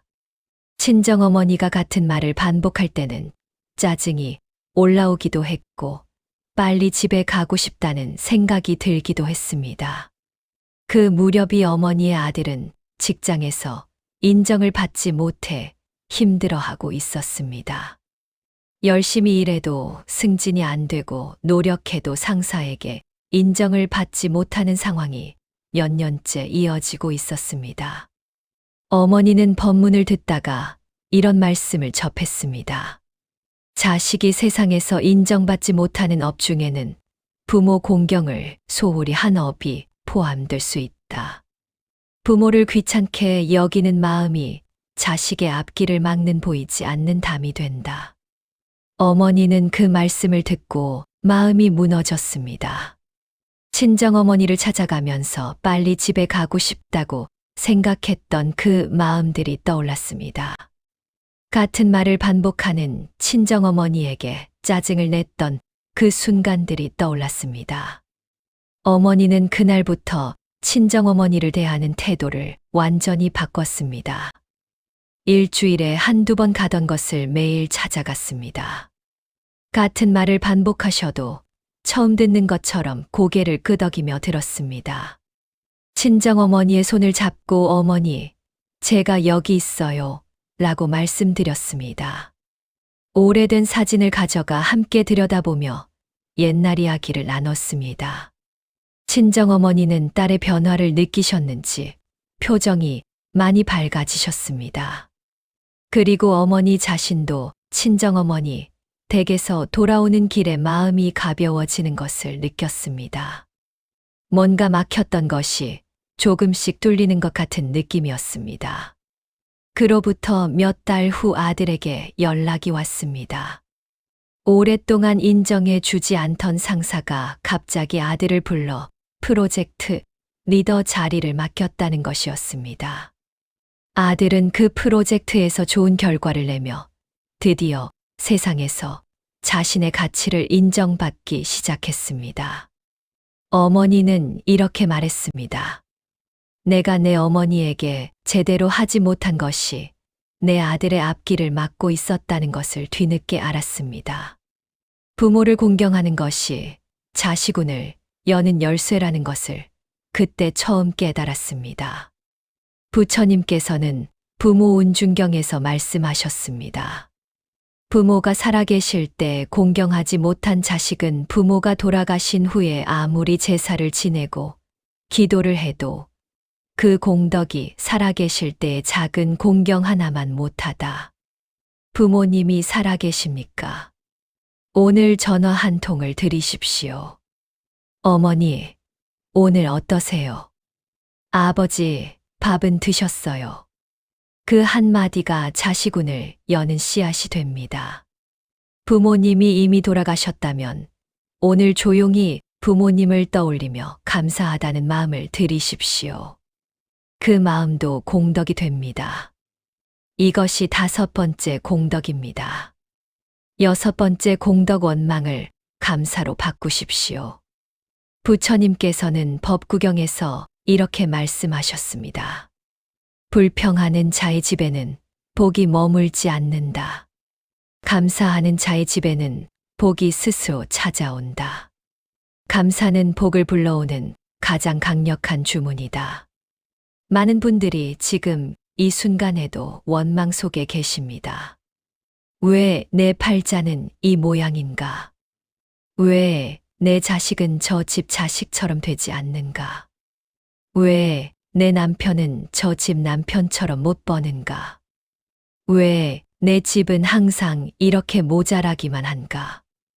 이 원망들이 얼마나 자연스러운 감정인지 압니다. 힘들고 고단한 삶 속에서 원망이 올라오는 것은 너무나 인간적인 반응입니다. 그 원망을 품는다고 나쁜 사람이 되는 것이 아닙니다. 그러나 부처님께서는 그 원망이 복을 막는 가장 강력한 담이 된다고 하셨습니다. 원망은 마음속에 어두운 기운을 만듭니다. 그 어두운 기운이 집 안에 가득 차면 복이 들어올 수 없습니다. 좋은 인연이 오려다가도 그 어두운 기운을 보고 돌아가 버립니다. 자식운이 열리려다가도 그 원망의 기운에 가로막혀 닫혀버립니다. 반대로 감사는 집 안을 밝은 기운으로 채웁니다. 그 밝은 기운이 복을 불러오고 좋은 인연을 불러오고 자식운을 열어줍니다. 경기도에 사는 한 어머니의 이야기를 들어보겠습니다. 이 어머니는 남편의 사업 실패로 갑자기 형편이 어려워져 10년 넘게 빠듯한 살림을 꾸려왔습니다. 자식 둘을 대학까지 보내려고 본인은 낡은 옷 하나 사지 못하고 허리띠를 졸라맸습니다. 그 세월 동안 어머니의 입에서 자주 나온 말이 있었습니다. 우리 집은 왜 이 모양인지 모르겠어. 남들은 다 잘 사는데 우리만 이렇게 힘든 거야. 팔자가 이런 거지 어쩌겠어. 이 말들이 하루에도 수십 번씩 어머니의 입 밖으로 나왔습니다. 자식들은 그 말을 들으며 자랐습니다. 우리 집은 힘든 집이다. 우리 집은 안 되는 집이다. 이 씨앗이 자식들의 마음속에 조용히 심어졌습니다. 어머니는 어느 날 법문을 듣다가 감사일기라는 것을 알게 되었습니다. 매일 밤 잠들기 전에 오늘 하루 감사한 것 3가지를 적는 것이었습니다. 처음에는 무엇을 써야 할지 막막했습니다. 감사한 것이 없는 것 같았습니다.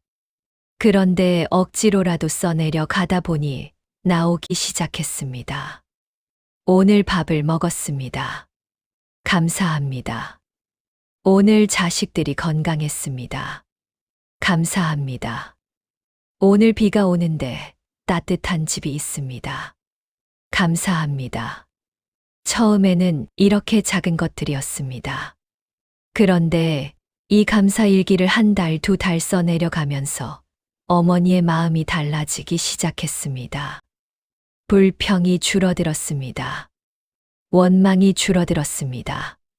있는 것을 보는 눈이 생기기 시작했습니다. 없는 것을 한탄하던 눈이 있는 것에 감사하는 눈으로 바뀌기 시작했습니다. 어머니의 말이 바뀌기 시작했습니다. 우리 집은 이 모양이야. 대신 우리 집은 이만큼은 됐어. 라는 말이 나오기 시작했습니다. 팔자가 이렇지.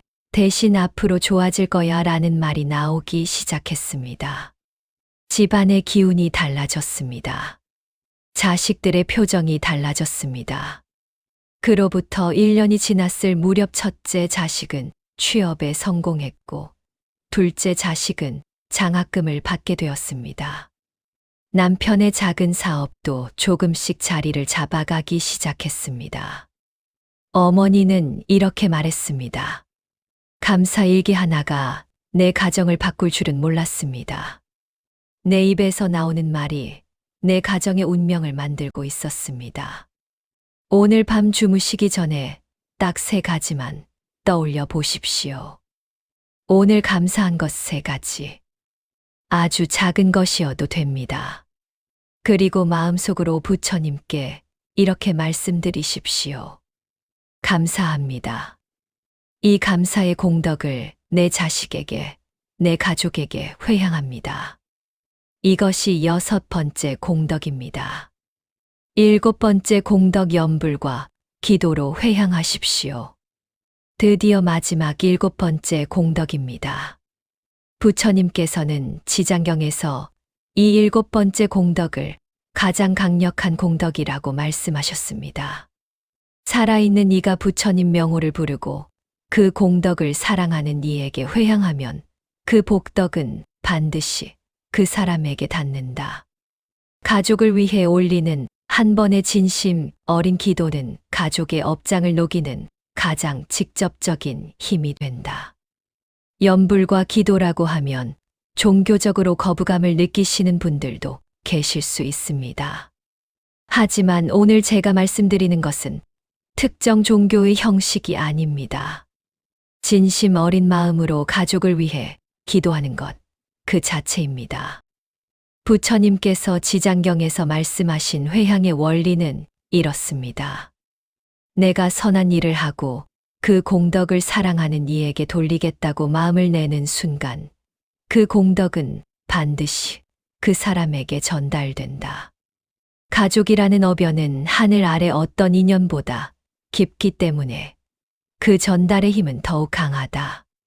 강원도의 어느 산 아래 마을에 혼자 사는 70대 어머니 한 분이 계셨습니다. 이 어머니의 아들은 서울에서 살고 있었는데 사업을 하다가 큰 빚을 지고 건강까지 나빠져 삶의 의욕을 잃어가고 있었습니다. 아들은 어머니에게 전화를 할 때마다 목소리에 기운이 없었고 어머니는 그 목소리를 들을 때마다 가슴이 내려앉았습니다. 어머니는 서울까지 올라갈 기력도 없었고 아들을 도와줄 돈도 없었습니다. 아무것도 할 수 없다는 무력감에 밤마다 눈물로 베개를 적셨습니다. 그러던 어느 날 어머니는 마음을 정했습니다. 내가 아들을 위해 할 수 있는 것이 딱 하나 있다. 기도다. 어머니는 그날부터 매일 새벽 4시에 일어났습니다. 세수를 하고 방 한 구석의 작은 불상 앞에 무릎을 꿇고 앉아 아들의 이름을 부르며 기도를 드렸습니다. 내 아들 잘 되게 해 주십시오. 내 아들의 건강을 지켜 주십시오. 내 아들의 빚이 높게 해 주십시오. 내 아들이 다시 일어설 수 있게 해 주십시오. 이 기도의 공덕을 내 아들에게 회향합니다. 이 기도를 새벽마다 1시간씩 드렸습니다. 비가 오는 날도, 몸이 아픈 날도, 추운 겨울 새벽에도 어머니는 빠짐없이 기도를 드렸습니다. 3개월이 지났을 무렵 아들에게서 오랜만에 밝은 목소리에 전화가 왔습니다. 완전히 포기했던 사업 거래처 중 한 곳에서 갑자기 연락이 와서 새로운 계약이 성사되었다는 것이었습니다.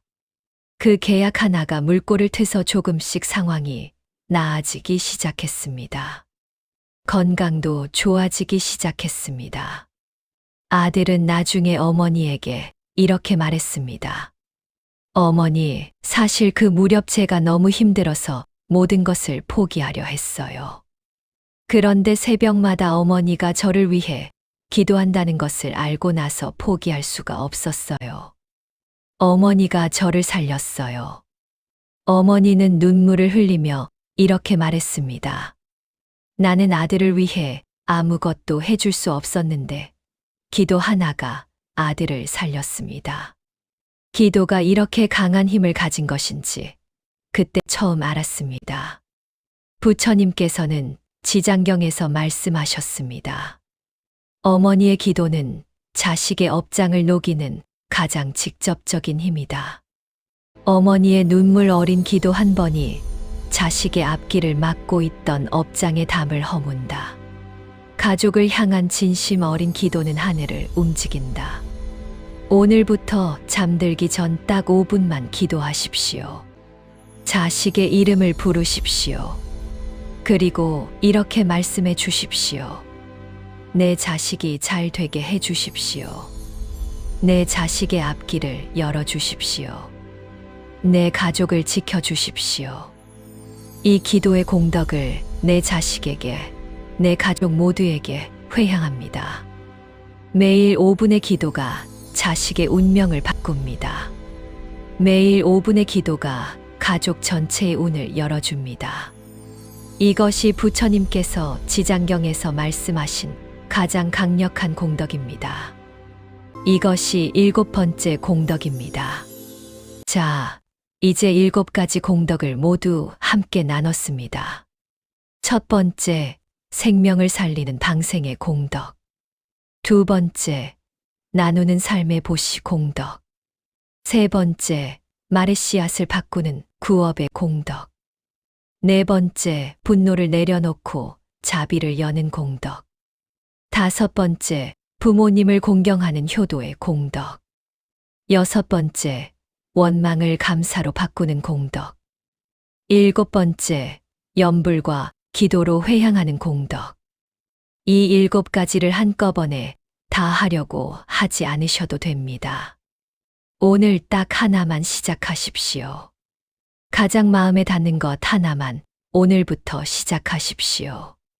그 하나가 쌓이면 둘이 되고 둘이 쌓이면 셋이 됩니다. 그렇게 하나씩 쌓아가다 보면 어느 날 자식의 얼굴에 생기가 돌기 시작하고 가정의 웃음이 늘어나기 시작하고 집안 전체에 따뜻한 기운이 흐르기 시작하는 것을 느끼실 겁니다. 부처님께서는 지장경과 부모운중경과 법구경에서 한 목소리로 이렇게 말씀하셨습니다. 선업을 짓는 자는 반드시 그 복을 받는다. 그 복은 자신에게 그치지 않고 사랑하는 가족에게까지 반드시 미친다. 부모의 선업은 자식의 업장을 녹이고 부모의 공덕은 가족 전체의 운명을 밝힌다. 포기하지 않는 자에게 하늘은 반드시 길을 열어준다.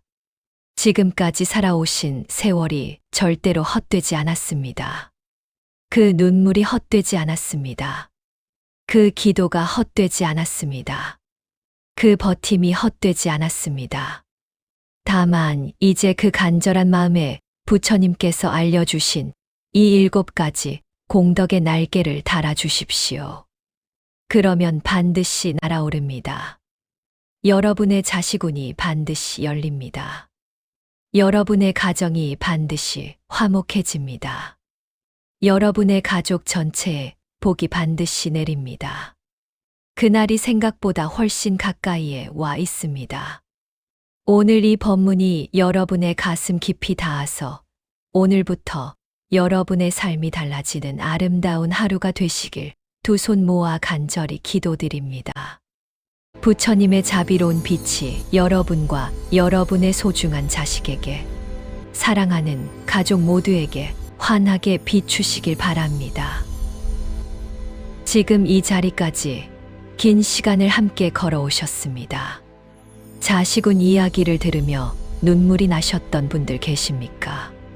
가족운 이야기를 들으며 가슴이 먹먹해지셨던 분들 계십니까? 7가지 공덕 이야기를 들으며 나도 이것을 해볼 수 있겠다는 작은 희망이 생기셨던 분들 계십니까? 그 눈물이 맞습니다. 그 먹먹함이 맞습니다. 그 작은 희망이 맞습니다. 오늘 이 긴 여정을 끝까지 함께해 주신 여러분께 가장 먼저 이 말씀을 드리고 싶습니다. 당신은 정말 대단한 분입니다. 포기하지 않았기 때문입니다. 아직 여기 있기 때문입니다. 아직 자식을 위해, 가족을 위해, 이 가정을 위해 무언가를 찾고 있기 때문입니다. 그 마음 자체가 이미 가장 위대한 공덕의 씨앗입니다. 오늘 마지막으로 부처님의 지장경 법문을 중심으로 우리가 지금까지 함께 나눈 모든 이야기를 하나로 묶어드리고 싶습니다. 그리고 오늘 이 자리를 마치며 여러분의 가슴 속에 반드시 한 가지 씨앗을 심어드리고 싶습니다. 그 씨앗이 여러분의 자식운을 열고 가족운을 열고 이 집안 전체의 복을 불러오는 씨앗이 될 것입니다. 끝까지 함께해 주셔서 부처님의 지혜로운 말씀 공덕으로 자식운이 활짝 풀리고 가족이 행복하시길 두 손 모아 기원드립니다. 부처님께서는 지장경을 설하실 때 아주 특별한 자리에서 말씀하셨습니다. 그 자리는 도리천이라는 하늘나라였습니다. 부처님께서는 그 하늘나라에서 돌아가신 어머니를 위해 법문을 설하셨습니다. 자신의 어머니를 위해 하늘나라에 계신 어머니의 고통을 덜어드리기 위해 부처님께서 직접 법문의 자리를 여신 것입니다. 이것이 지장경이 시작되는 배경입니다. 이 사실이 우리에게 무엇을 말해주고 있습니까? 부처님조차도 어머니를 위해 법문을 여셨다는 것입니다. 부처님조차도 어머니를 향한 마음을 가장 먼저 생각하셨다는 것입니다. 그렇다면 자식을 위해 눈물 흘리는 부모의 마음이 얼마나 거룩한 마음입니까? 가족을 위해 두 손을 모으는 부모의 기도가 얼마나 높고 깊은 기도입니까? 부처님께서는 지장경 서문에서 이렇게 말씀하셨습니다. 자식을 위한 부모의 마음은 하늘도 감동시킨다. 가족을 위한 부모의 기도는 땅도 움직인다. 사랑하는 이를 위해 선업을 짓고 그 공덕을 회향하는 자의 원은 반드시 이루어진다. 이 말씀 앞에서 잠시 멈춰 보십시오. 여러분이 지금까지 자식을 위해 흘린 눈물, 가족을 위해 드렸던 기도, 아무도 알아주지 않는 자리에서 묵묵히 버텨온 그 세월, 부처님께서는 그 모든 것을 이미 다 알고 계십니다. 그리고 그 모든 것이 결코 헛되지 않았다고 말씀하고 계십니다. 지장경에는 아주 감동적인 이야기가 하나 나옵니다. 아주 오래전 전생의 이야기입니다. 한 여인이 있었는데 그 여인의 어머니는 살아생전에 불법을 믿지 않고 온갖 나쁜 업을 짓다가 세상을 떠났습니다. 여인은 어머니가 돌아가신 후 어머니가 어떤 곳에 계신지, 어떤 고통을 받고 계신지 알 수 없어서 밤마다 눈물로 지새웠습니다. 그 여인은 어머니를 위해 할 수 있는 모든 것을 다 했습니다. 제산을 팔아 공양을 올리고 절을 짓고 스님들께 공양을 올렸습니다. 어머니를 위해 온 마음을 다해 기도드렸습니다.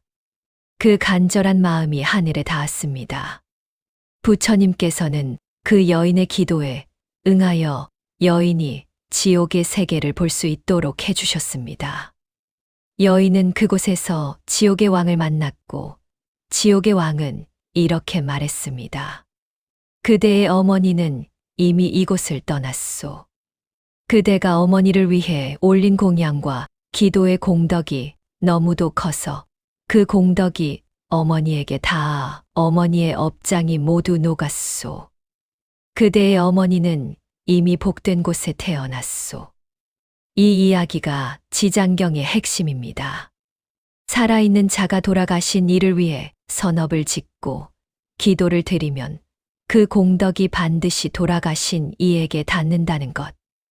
그렇다면 살아있는 자식을 위해 선업을 짓고 기도를 드리면 그 공덕이 얼마나 강력하게 자식에게 닿겠습니까? 죽은 이에게도 닿는 공덕이라면 살아있는 자식에게는 두말할 것도 없이 닿습니다. 이것이 지장경이 우리에게 주는 가장 강력한 희망의 메시지입니다.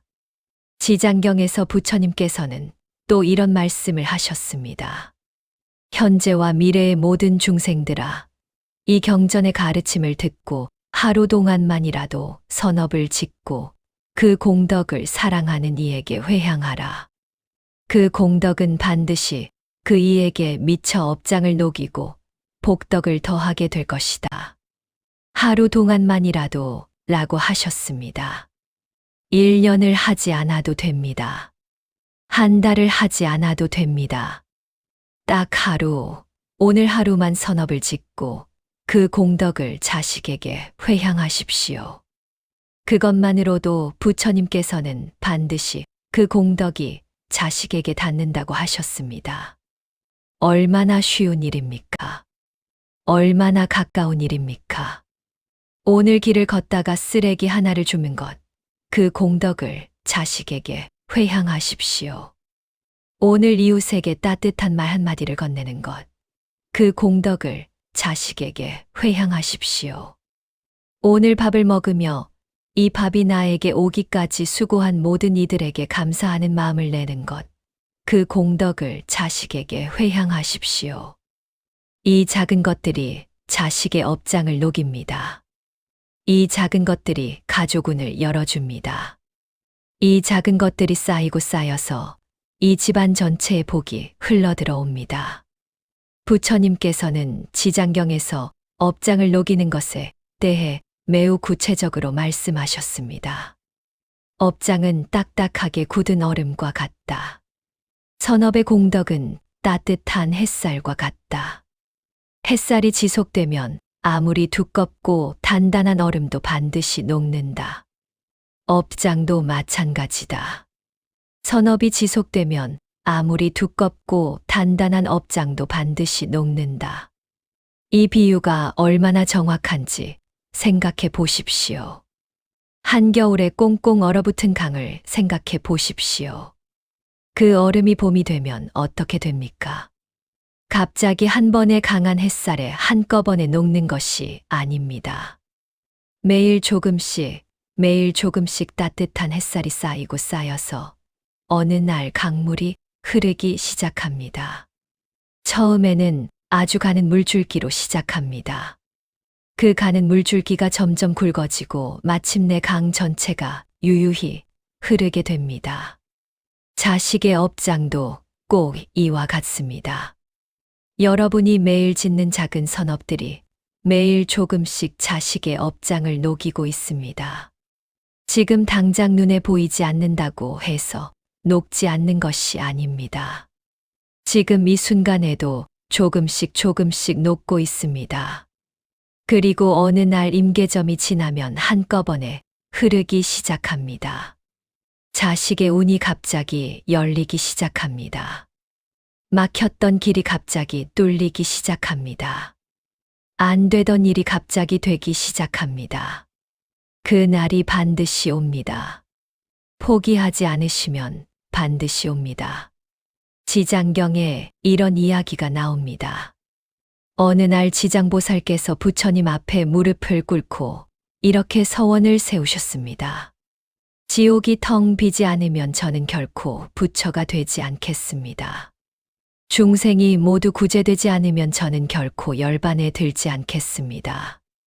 이 서원이 얼마나 놀랍고 감동적인 서원입니까?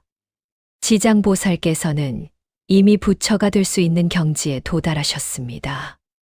그런데도 고통받는 중생이 한 명이라도 남아있는 한 자신은 부처가 되지 않겠다고 하신 것입니다.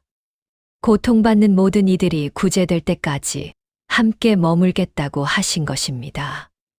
이 지장보살의 서원을 생각할 때 저는 한 분이 떠오릅니다. 바로 여러분 자신입니다.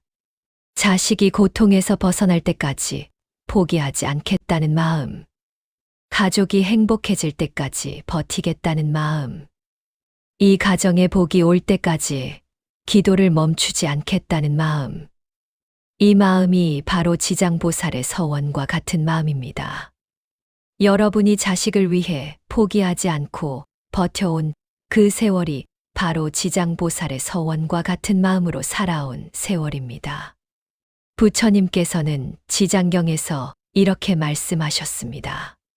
자식을 위해 포기하지 않는 부모의 마음은 지장보살의 마음과 다르지 않다. 그 마음을 가진 부모의 기도는 반드시 하늘에 닿는다. 여러분의 마음이 그 마음입니다. 여러분의 기도가 그 기도입니다. 지금부터 아주 특별한 이야기를 하나 더 드리겠습니다. 경상북도 어느 산골 마을에 여든이 다 된 할머니 한 분이 계셨습니다. 이 할머니는 평생을 가난하게 사셨습니다. 젊어서는 남편이 일찍 세상을 떠나 혼자 자식 넷을 키우셨습니다. 바치를 하고 남의 집 일을 도우며 자식들을 키워냈습니다. 자식들에게 변변한 것 하나 해주지 못한 것이 평생의 한이셨습니다. 그런데 이 할머니에게는 평생 단 한 번도 빠뜨리지 않은 것이 있었습니다. 매일 아침 해가 뜨기 전에 일어나 마당에 정화수 한 그릇을 떠놓고 자식들의 이름을 하나씩 부르며 기도를 드리는 것이었습니다. 첫째야, 오늘도 건강하거라. 둘째야, 오늘도 잘 되거라. 셋째야, 오늘도 복 받거라. 막내야, 오늘도 행복하거라. 그리고 마지막에 이렇게 기도를 마치셨습니다. 부처님, 제가 못 해준 것을 부처님이 대신 제 자식들에게 해주십시오. 이 기도의 공덕을 제 자식들에게 모두 드립니다. 이 기도를 할머니는 60년 동안 매일 빠짐없이 드리셨습니다. 60년입니다. 비가 오는 날도, 눈이 오는 날도, 몸이 아픈 날도, 슬픔에 잠긴 날도 단 하루도 빠지지 않으셨습니다. 할머니의 자식들은 어떻게 되었을까요? 넷 모두 자신의 자리에서 평범하지만 행복하게 살고 있습니다. 큰 부자가 된 것도 아니고 대단한 성공을 거둔 것도 아닙니다. 그러나 넷 모두 가정이 화목하고 자식들이 건강하고 삶이 평안합니다. 큰 병도 없고 큰 사고도 없고 큰 다툼도 없이 저마다 주어진 자리에서 감사하며 살아가고 있습니다. 이 할머니의 자식들은 모일 때마다 이런 말을 한다고 합니다. 우리 어머니 기도 덕분에 우리가 이렇게 살고 있다. 어머니의 새벽 기도가 우리를 지켜주었다. 그 할머니는 이제 세상을 떠나셨습니다. 그러나 할머니의 기도는 지금도 그 자식들과 손자들 위해서 빛처럼 내려앉고 있습니다. 할머니가 60년 동안 심어온 공덕의 씨앗이 지금도 꽃을 피우고 열매를 맺고 있습니다. 부처님께서는 지장경에서 이렇게 말씀하셨습니다. 선업의 공덕은 이 생에서 그치지 않는다. 내가 심은 선업의 씨앗은 다음 세대에도 꽃을 피우고 그 다음 세대에도 열매를 맺는다. 한 사람의 선업이 가문 전체를 바꾸고 가문의 운명을 밝힌다. 여러분이 오늘 심는 씨앗이 여러분의 자식에게 꽃이 되고 여러분의 손자에게 열매가 됩니다. 이 얼마나 위대한 일입니까? 이 얼마나 아름다운 일입니까? 지장경에서 부처님께서는 또 이런 말씀을 하셨습니다. 미래의 중생들이 꿈속에서 귀신이나 이상한 것들을 보거나 가족이 자꾸 아프거나 일이 자꾸 막히거나 집안이 편안하지 않거든 그것은 업장이 쌓인 신호이니 지장경을 읽고 지장보살의 명호를 부르라. 그리하면 그 업장이 반드시 녹고 집안이 평안해질 것이다. 자식이 자꾸 안 풀리십니까? 가족 중에 자꾸 아픈 분이 계십니까? 집안에 자꾸 좋지 않은 일이 반복되십니까? 부부 사이가 자꾸 삐걱거리십니까? 이것이 바로 부처님께서 말씀하신 업장이 쌓인 신호일 수 있습니다. 그리고 그 신호에 대한 부처님의 처방이 바로 지장경에 담겨 있습니다. 지장경을 읽으십시오. 지장보살의 명호를 부르십시오. 그리고 그 공덕을 자식에게, 가족에게 회향하십시오. 지장보살의 명호는 이렇습니다. 나무 지장보살. 이 6글자를 마음속으로 부르는 것만으로도 공덕이 됩니다.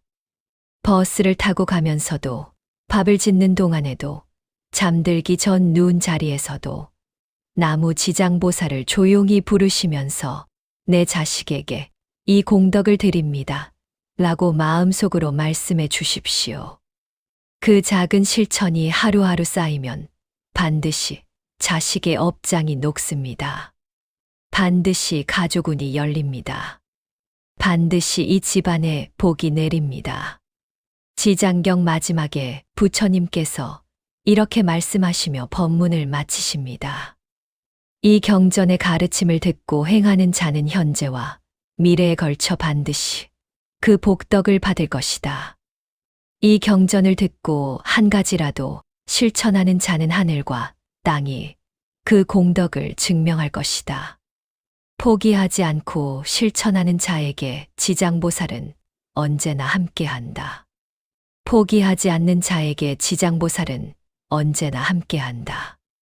이 말씀이 오늘 이 자리를 마치며 여러분께 드리고 싶은 가장 핵심적인 말씀입니다.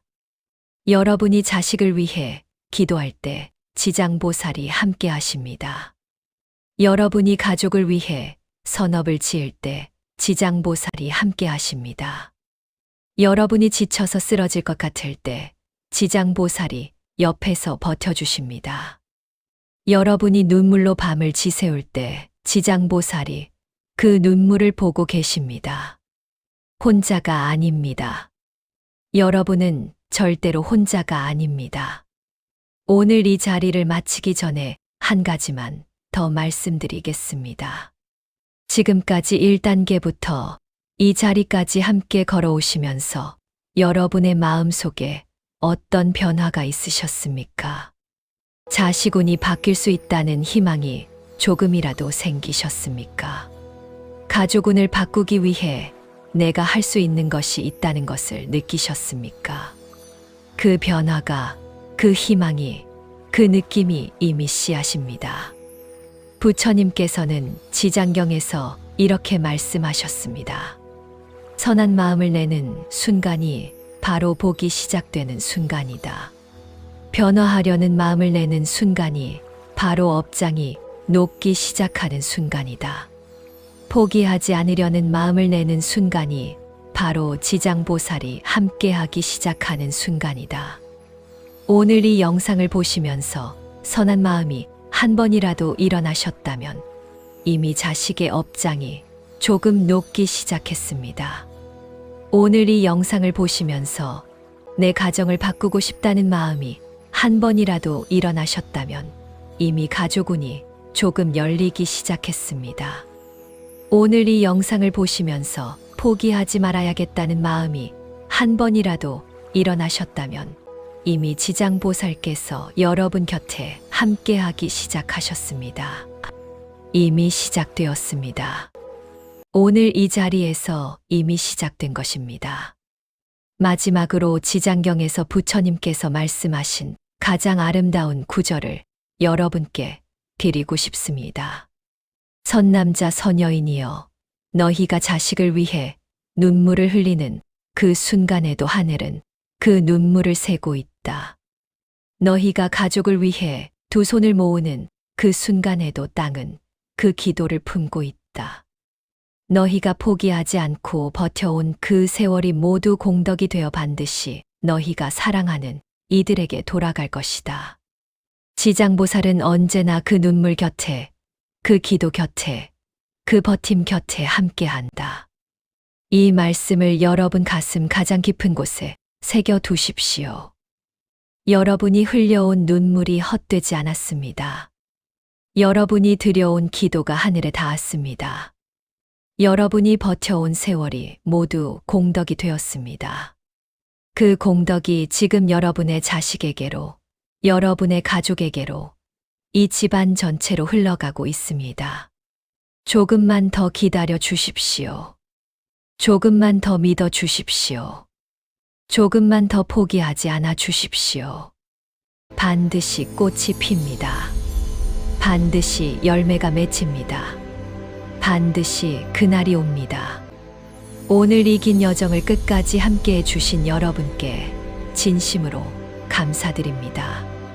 지장경의 가르침대로, 부모 운중경의 가르침대로, 법구경의 가르침대로 오늘 이 자리에서 들으신 말씀을 가슴에 품고 딱 하나씩만 실천해 주십시오. 방생 하나, 보시 하나, 따뜻한 말 하나, 분노를 내려놓는 것 하나, 부모님께 전화 한 통, 감사 한마디, 기도 5분. 이 작은 것들이 쌓이고 쌓여서 반드시 여러분의 자식운이 열리고 가족운이 열리고 이 집안 전체에 따뜻한 복이 가득 차는 날이 옵니다. 부처님의 자비로운 빛이 오늘 이 자리를 마치는 여러분과 여러분의 소중한 자식에게, 사랑하는 가족 모두에게 환하고 따뜻하게 비추시길 두 손 모아 간절히 기도드립니다. 지장경 부처님 지혜로운 말씀으로 작은 한식에 편안한 쉼터이길 기원드리며 여러분 소중한 마음으로 구독과 좋아요, 저희와 정겨운 인연이 되어주시면 저에게 큰 힘이 되고 있습니다.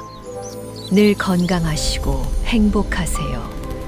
나무지장보살, 나무지장보살, 나무지장보살.